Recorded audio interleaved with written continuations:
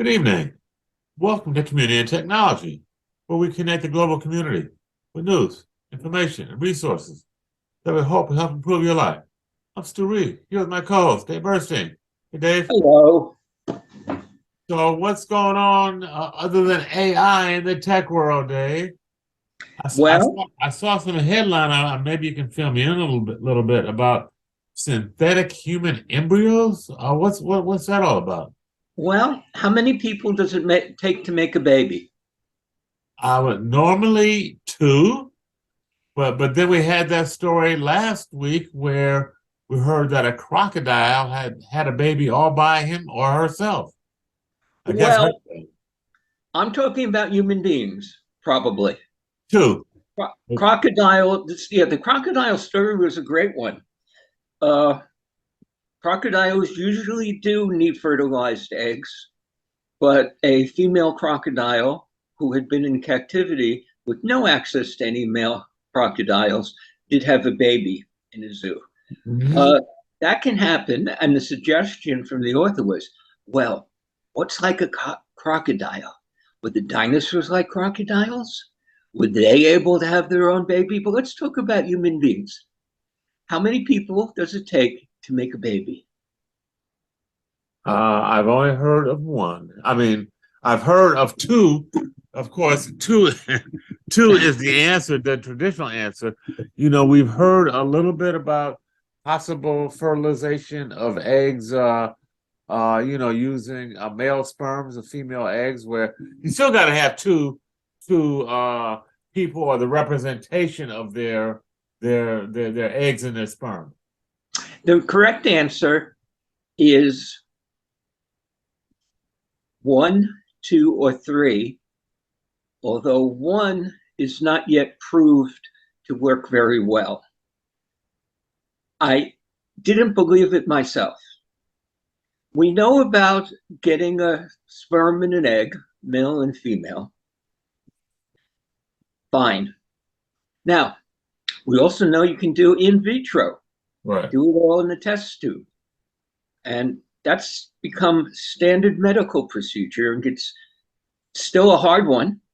I mean, But does that qualify as two, Dave, or does that that qualify as qualifies as two right? unless the egg has a problem with the mitochondria, i.e., it may have some DNA that's going to pass uh, a disease onto the baby. Well, some Brits have done further. They have taken the egg into the test tube and replaced the mitochondria from a different woman, and then introduced the sperm.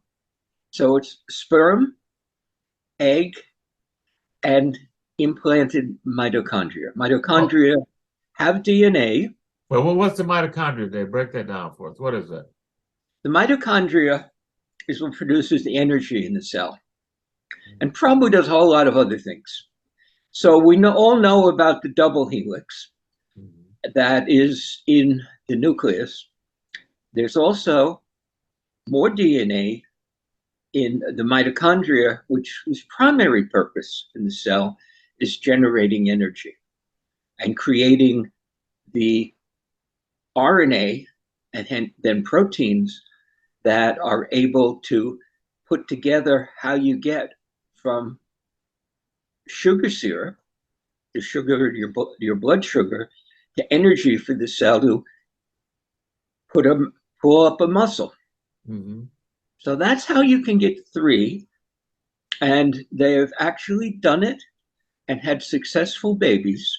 Well, now hold back up there, Dave. When you say three, one is the egg, one is the sperm, and three is the micro what is it? Mitochondria Mitochondria. be inserted into the egg of a woman. Okay. Mitochondria from a second woman, three people. Okay.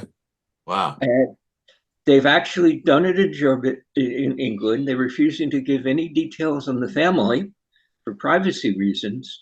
And the announcement said it's been done fewer than 5 times, producing a baby with 3. Now, does a baby actually get produced, Dave? We're not just talking about laboratory stuff. They end up with a real live baby? Yep. I don't know whether it's 1, 2, 3, or 4. They just said it was fewer than 5. Wow. So that's the 3. The 1 may be an even more remarkable story. This is not even close to being usable clinically. In fact, they're doing it in mice routinely, but the babies do not come to term successfully. So they grow, get hearts, lungs, and so on, but something goes wrong before the end. Now, how the heck can one woman have a baby without any man or any sperm? The answer is through her own stem cells. Stem cells are produced very early, well before you're released from your mother's womb, and are very powerful because they have the ability to turn into almost any other cell in the human body. And there's active work taking stem cells, transforming them into heart cells, injecting them into people's hearts to grow more muscle. That's not standard practice, but that's actually being done in clinical trials now. Well, so how do you get from this one stem cell to a different kind of cell, heart cell or kidney cell, pancreas cell, or in this case, an embryo that grows like a normal human embryo? Turned out to be really tough to do this until about 5 or 10 years ago. It's now standard laboratory. If you add certain nutrients, certain hormones, certain temperatures, certain conditions, you can transform the stem cell or any cell in the human body. You can transform any cell in the human body into a stem cell, and that stem cell can be transformed into anything. In other words, you could scratch it off my finger and make a stem cell out of it. Probably costs about $20,000, $40,000 worth of lab work. It's not trivial, but it's standard. So, Dave, hold on a second. Let me see if I understand. What you're saying is the stem cell contains all the DNA and whatever other coding information needed to produce a human being? No. Needing to produce an embryo that grows just like a human being. Okay. But not very far. Small fraction of an inch so far. And they're using it, or they say they're about to use it, to understand things like why women have miscarriages. Mm-hmm. Because you can do something to that embryo that you would never do on a live woman or something that becomes a baby. So you can try seeing what happens if they're exposed to a drug the mother is taking. So they're experimenting with the embryos to see how it reacts and maybe how to intervene and help with miscarriages is one of the things that you said it might help treat or prevent. Yeah, this work is being done at the Francis Crick Institute in London and also at Caltech, because Robin Lovell Bodge, who led this work, is affiliated with both.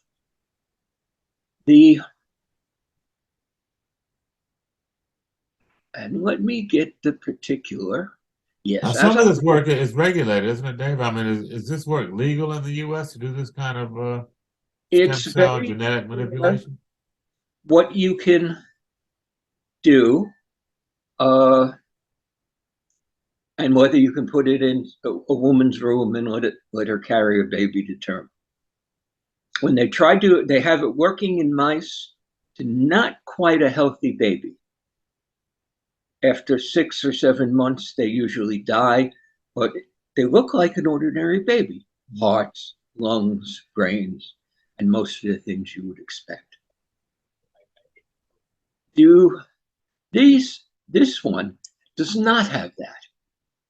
Structures do not have a beating heart or the beginning of a brain, but include cells that would typically go on to form the placenta, yolk sac, and the embryo itself. And they let them replicate themselves and grow in the lab for a few days at this point. Nobody's even trying to go past 14 days, which gets around the legal questions and so on. But this is now work being done at Cambridge and at Caltech. And I didn't believe it when I saw it. If this gets further, and it almost surely will, it means you won't need men anymore.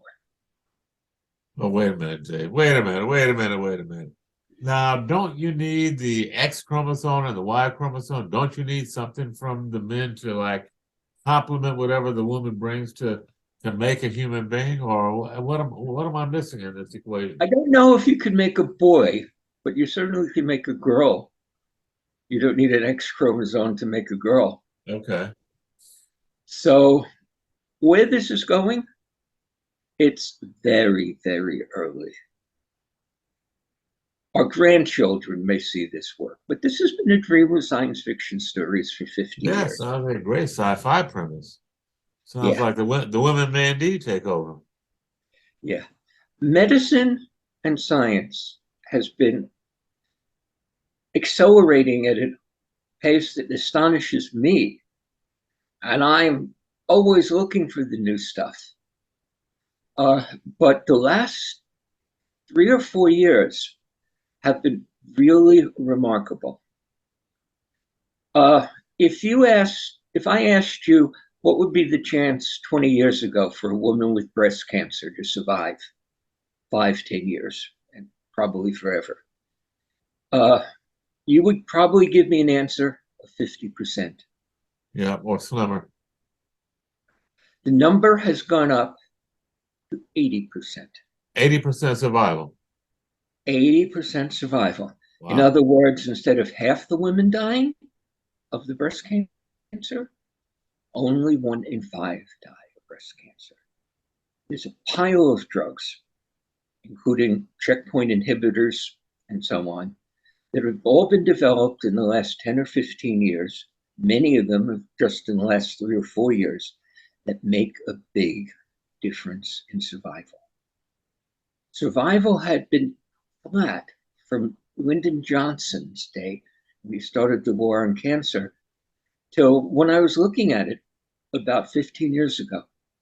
The only thing that was making more people live or fewer people die with cancer is stopping smoking. Uh-huh. That worked.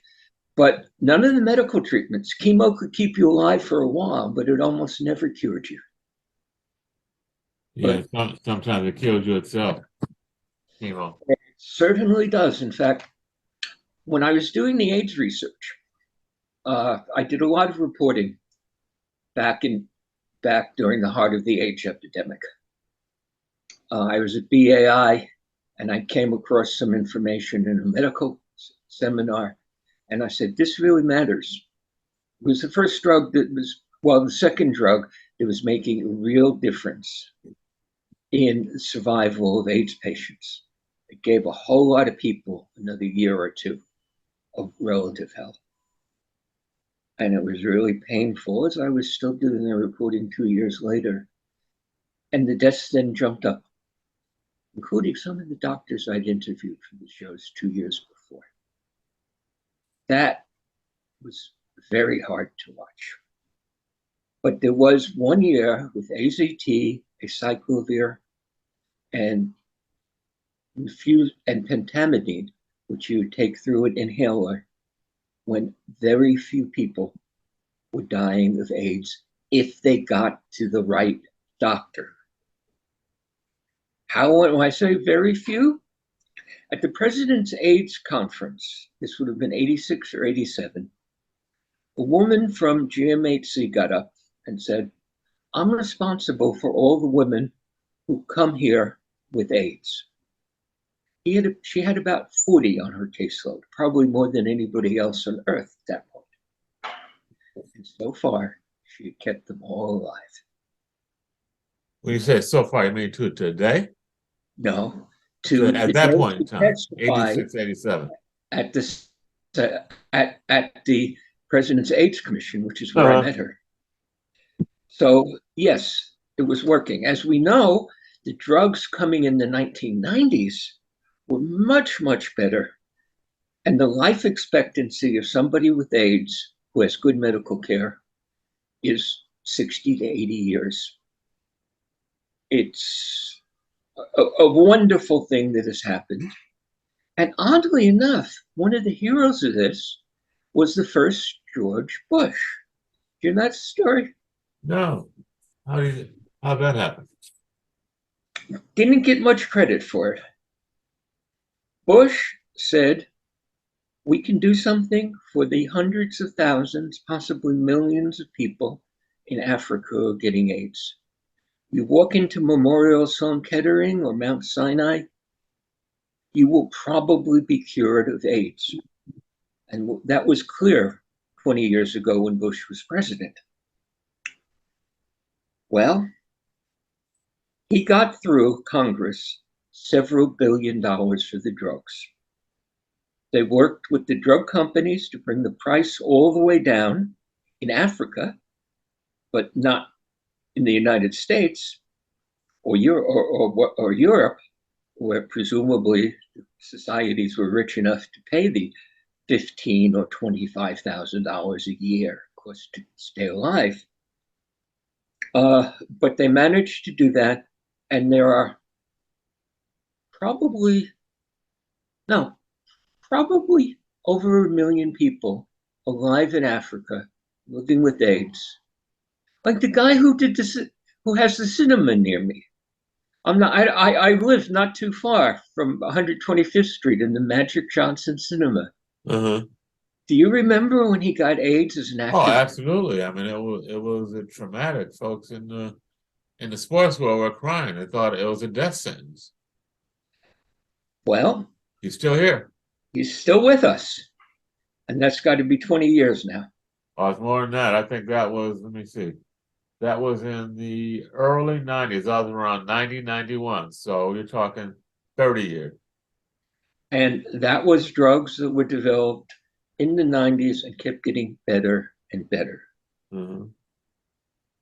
Now, the cancer drugs. Now, I had been seeing all the results from some of the cancer drugs. I brought them to the air for last week's show. Well, a few weeks later, the New York Times got the same story. They caught up with Dave Burstein, huh? And anybody who read the New England Journal of Medicine in their email once a week would have had it.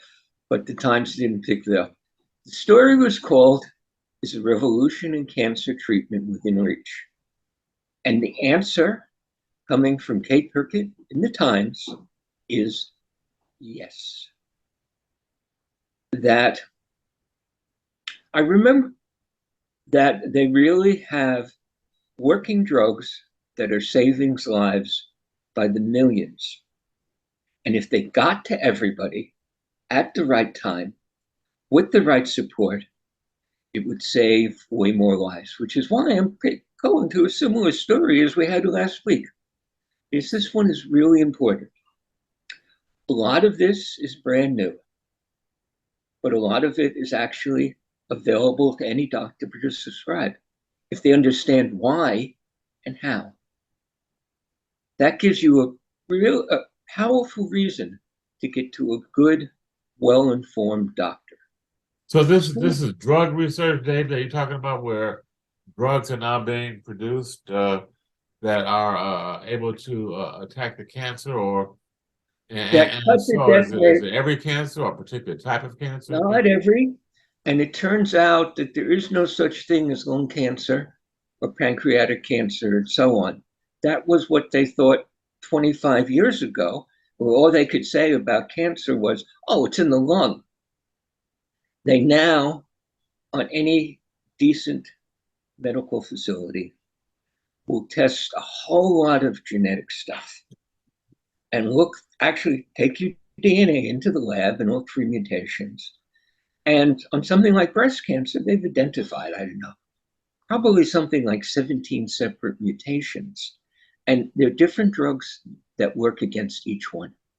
So there's no drug for breast cancer. There's one for this kind of breast cancer, and one drug for another kind of breast cancer, and a third drug for yet another kind of breast cancer. And they can do that with laboratory tests now.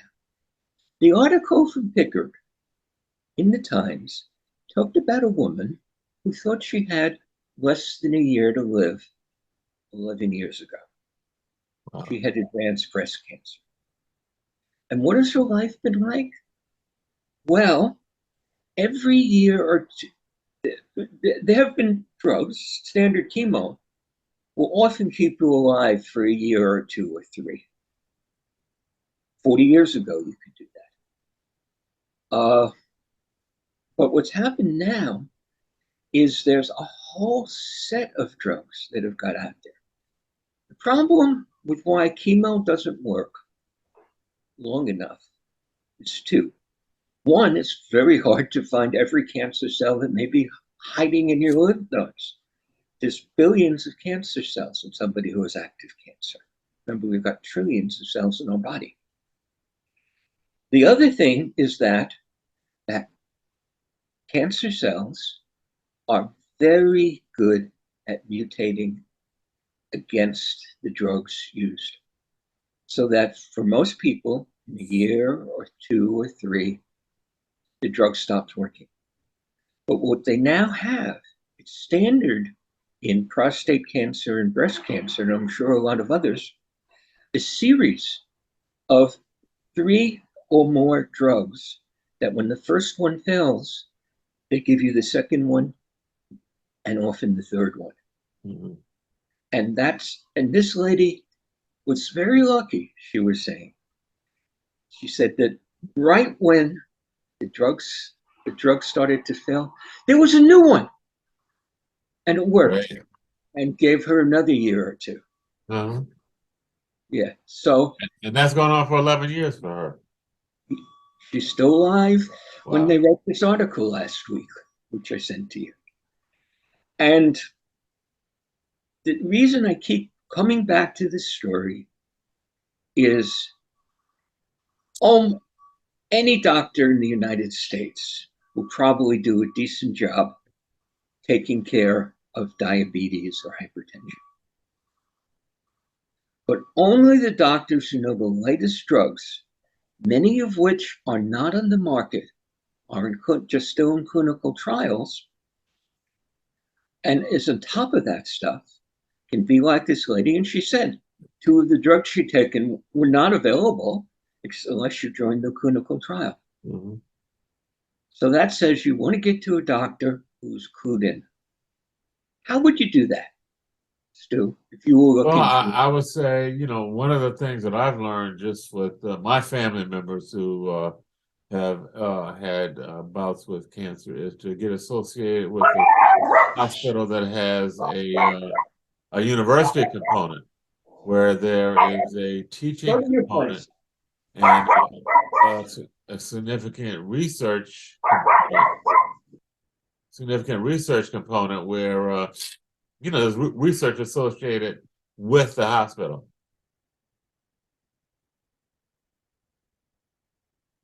And Dave, I'm sorry, you're on mute. Can you unmute yourself, David? Apologies for Abby. She's a very small dog, but she can make very loud noises. Okay. Well, She this is came live in radio, so that happens. Yeah. Well, and live TV. Yeah, But and live TV. most of the people listening to us, where, Stu? WHCR 90.3 FM and on WHCR.org. And I think that kind of brings us to a break time, Dave. This is Community and Technology on WHCR 90.3 FM, the voice of Harlem, with Dave Burstein and Stu Reid. Stay tuned. We'll be right back after a brief musical break.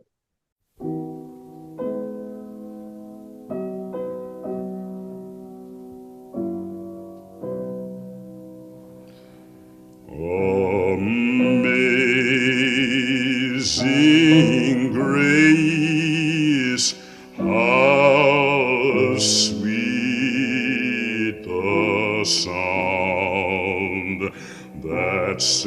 saved a soul like me. I once was lost, but now am found. Was blind, but now I see. 'Twas grace that taught my heart to fear, and grace my fears relieved. How precious did that grace appear the hour I first believed.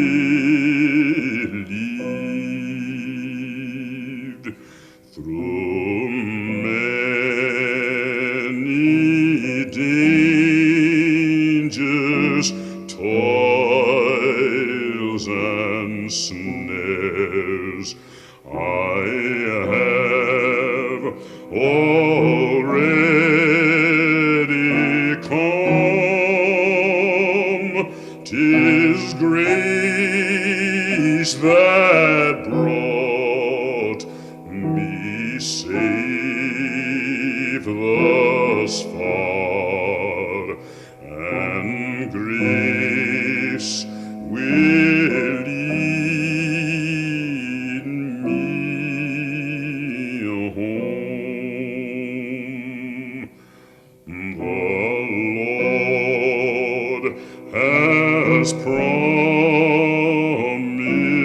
good to me.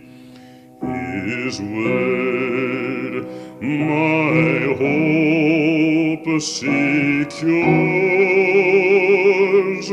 He will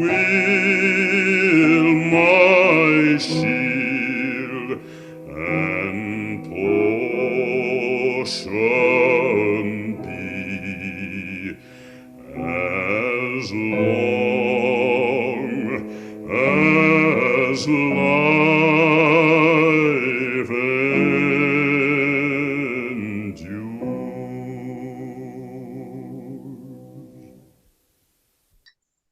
Okay, we're back. Community Technology with Dave Burstein and Stu Reid here on WHCR 90.3 FM. Before the break, we were talking a bit about some of the latest developments in medicine, in particular cancer treatment. Dave, did you have some follow-up that you wanted to bring in? Yeah, two things I wanted to get to the air. There's been remarkable improvement in cancer treatment. Not everybody is getting it. Some of it is just hitting the market, and not every doctor knows how to use it. Some of it is still in clinical trials, and that's the only way you can get many of the new medicines. We talked about a lady who had less than a year to live with advanced breast cancer 11 years ago, and she's still with us because of all the new treatments that have become available. So let me give you a source that's very valuable.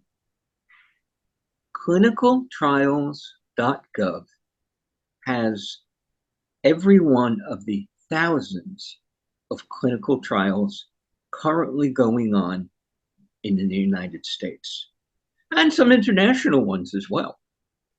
In fact, most of the international ones now listed there.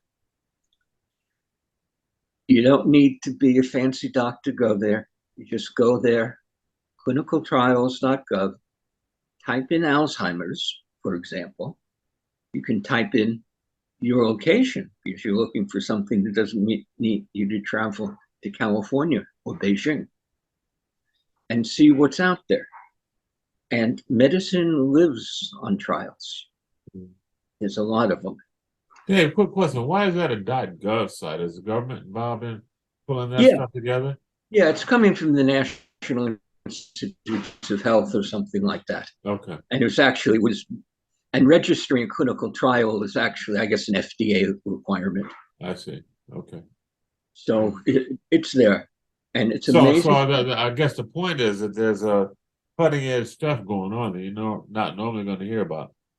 And if you have any chronic disease, you should go there and see whether something's being done. For That's example, clinicaltrials.gov. yeah. For example, I've been struggling with depression for 40 years. I'd like to take psilocybin, which is legal in Oregon, or possibly a ketamine, which is legal because it's used as an anesthetic. But most doctors wouldn't think of giving it because they don't know how to handle it. It's brand new. And I would look at clinicaltrials.gov to see what's going on here in New York. Very good New York Times story that we've been talking about here on how cancer treatment is getting better, but there was one error in it.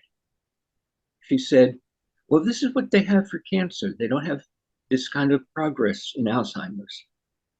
Well, she's not a doctor, the author of that article.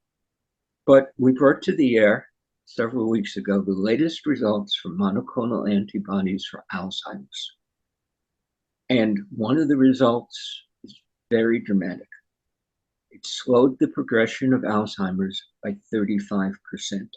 Wow. Now, that one is only available in trials. It's going to be in the market in a few months. But there's another similar monoclonal antibody from a different drug company that's been on the market a few years. If you may have Alzheimer's, get yourself to a good doctor who knows how to get you things like this. Now, let's go to fun. Too much cancer, Alzheimer's? What do we want to talk about any of that stuff?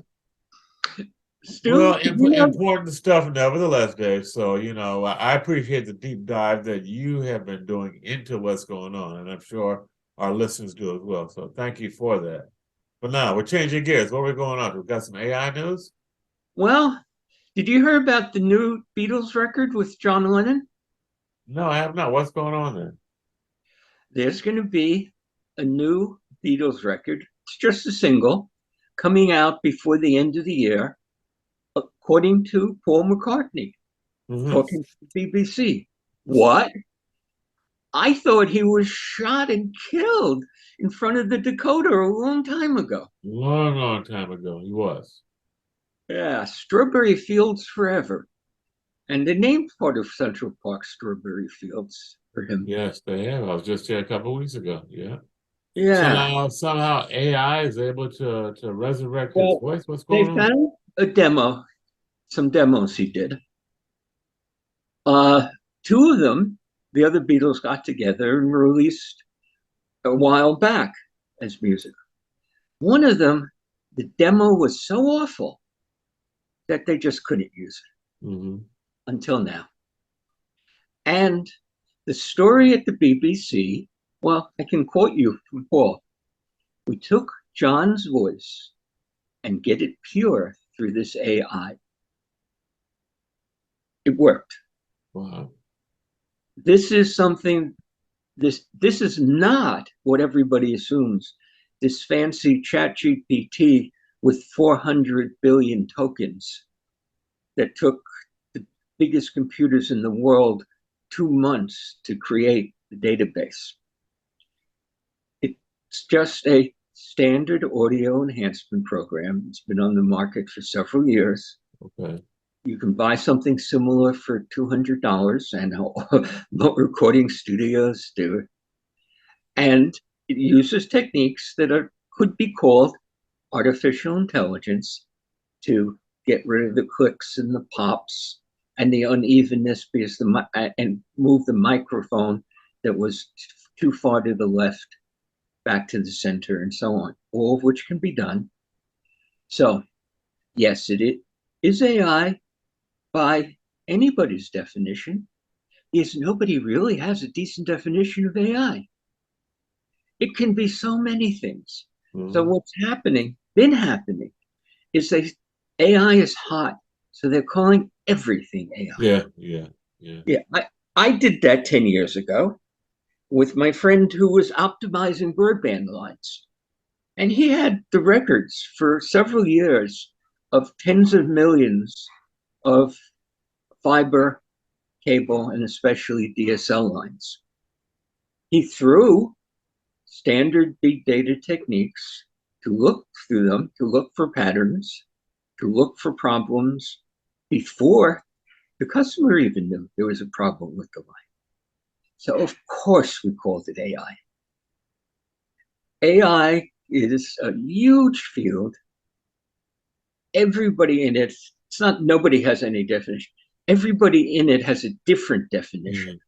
Well, there's so much going on, Dave. How do we keep up with that? I mean, it sounds like it's moving in such a breakneck pace. There are new developments every day. How in the heck can one keep up with that?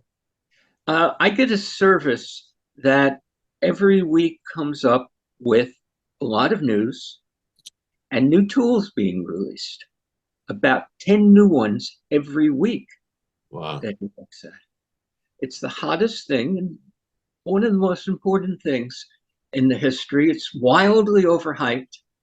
It can't do a lot of the things people want it to do or think it can do, but it can do a heck of a lot. And we're seeing that. I read the Chinese newspapers every day.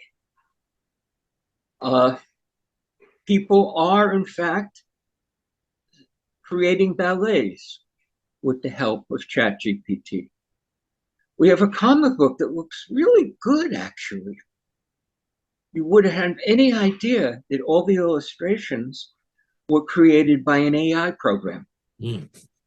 And now it's not as easy to do as it sounds, but it's there. Mm-hmm. And so I started a Twitter feed called AI News _wire. That was the best name I could get. Most of the ones I wanted were long gone, and are getting that. So I have been recording the news on AI on Twitter a lot lately. So let me give you some of them. Okay. Okay.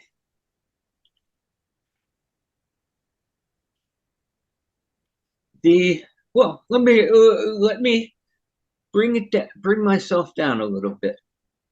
I made a mistake on the air about 3 years ago. I said that there would probably only be a handful of these great big models like ChatGPT. I knew Bard was coming from Google. Facebook has one, and there were a few others. But because ChatGPT was one of the first, they made a deal with Microsoft, who has now invested $10 billion in the company, for Microsoft to build a $300 billion data center that really is an AI supercomputer. Mm. And even with that, it took 2 months to build the model. So Sam Altman of OpenAI, which is what you see if you go to any of the Google software, said that one of the problems he sees is that it's so expensive and so hard to make a model like that. He didn't think there were going to be very many of them. Right. And one of the things OpenAI does, which is very cool, is they allow you to connect to it through an open API and use their model to do all kinds of incredible things.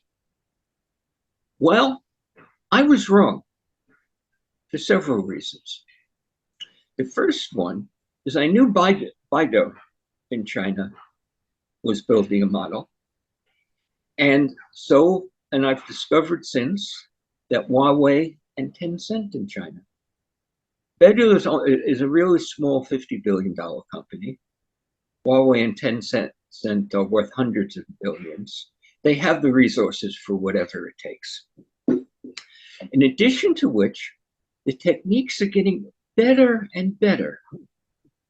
One of the latest things that's come from China is a new way of doing the work that they say is 70% more efficient. There's some software called Baby GPT. Baby GPT, Dave. Right. Much smaller model. It's Mhm. not as good as the big model, but one guy wrote it just for the heck of it and has been showing off all the things it can do on his Twitter feed. And it's amazing. And he's released the code and people are taking it and upgrading it.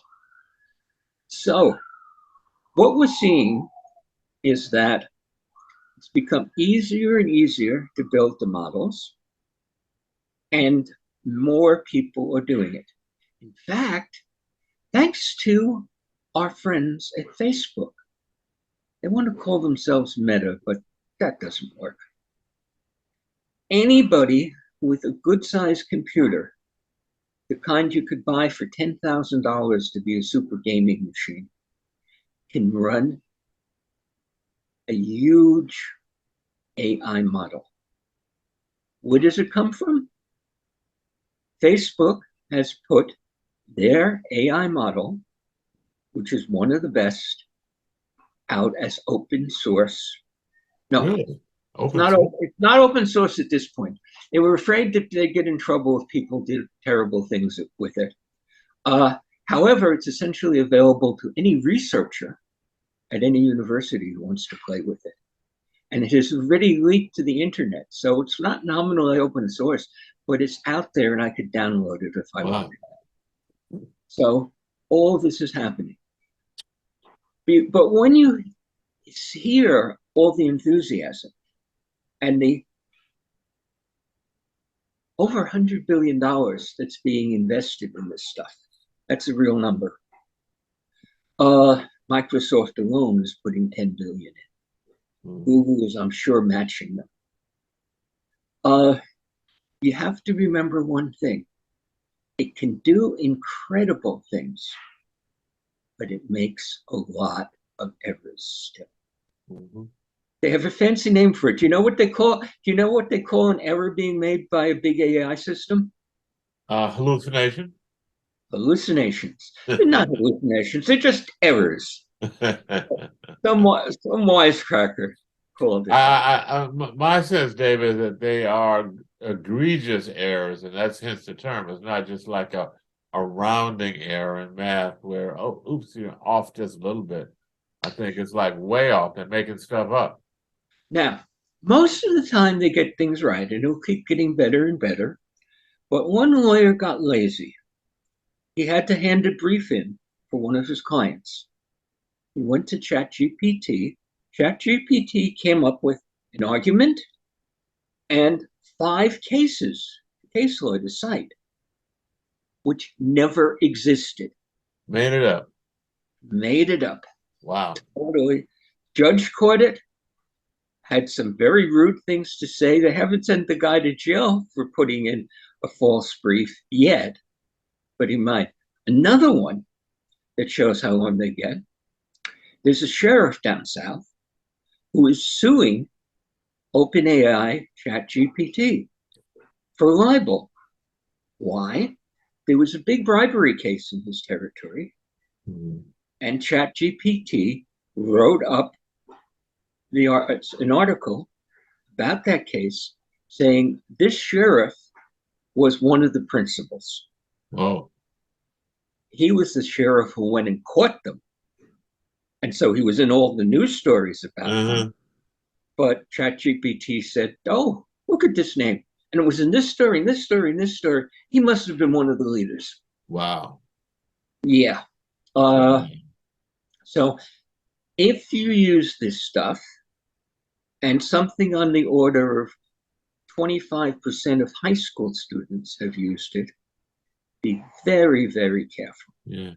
Let it fix your grammar. Let it improve your style. Let it give you ideas. But on anything that matters, check and double check.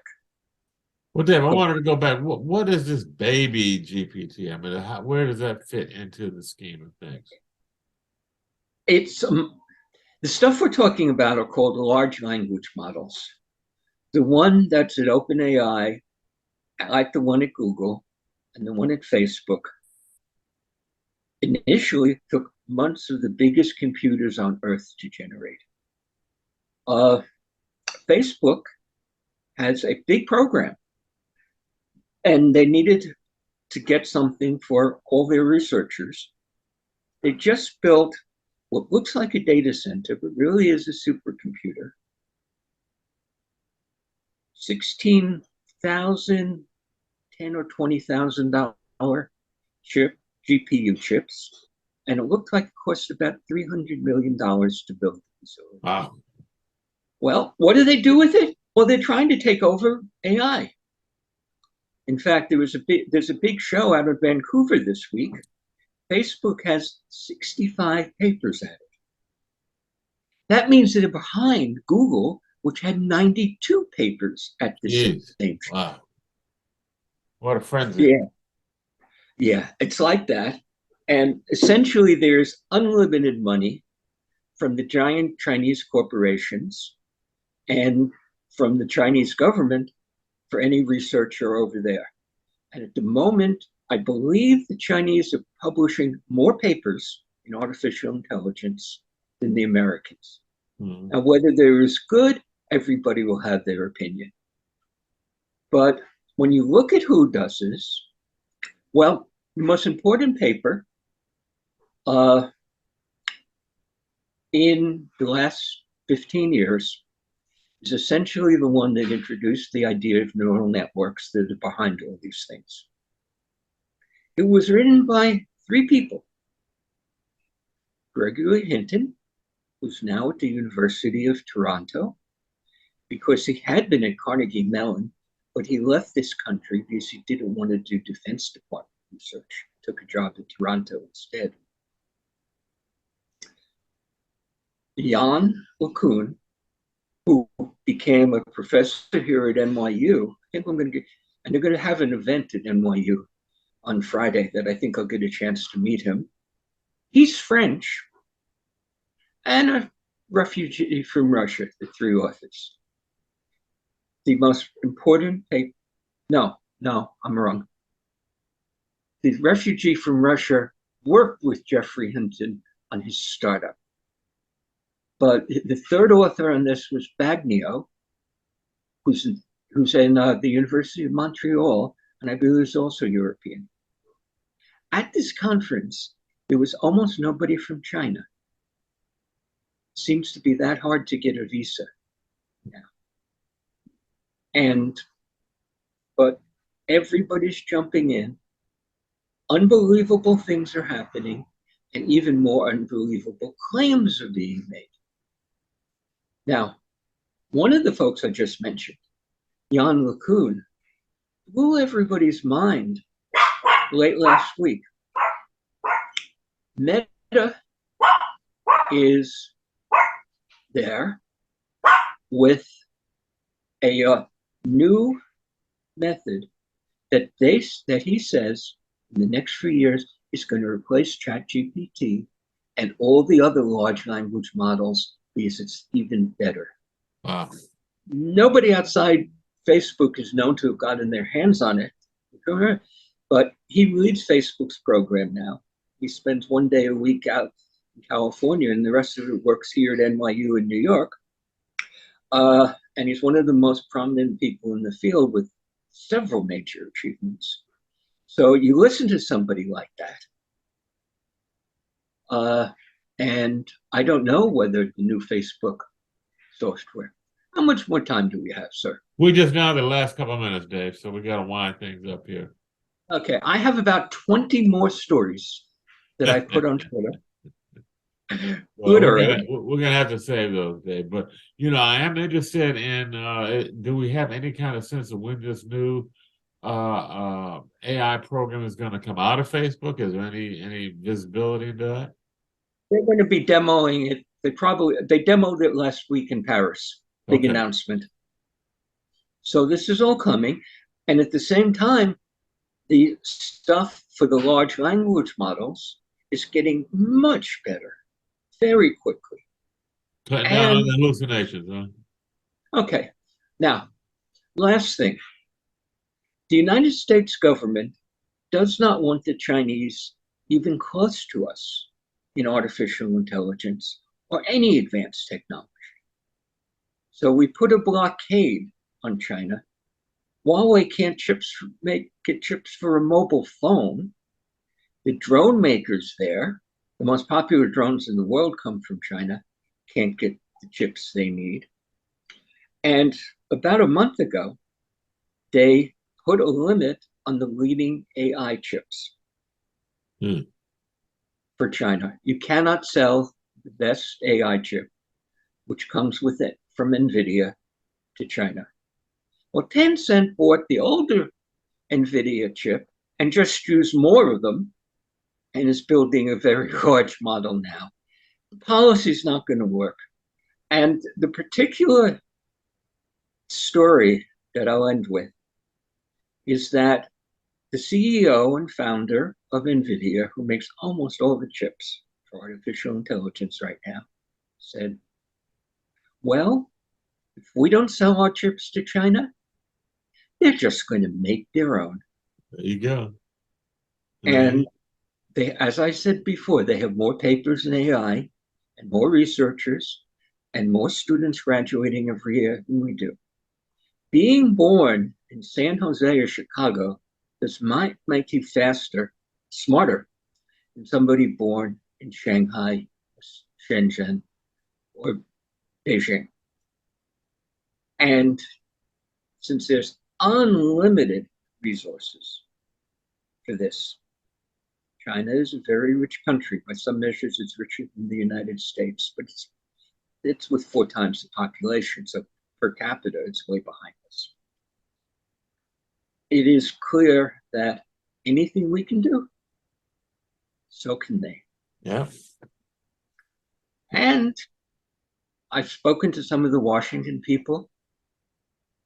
Joe Biden, or Gina Raimondo, who's the Commerce Secretary that's in charge of all of this, and other people in Washington are not stupid.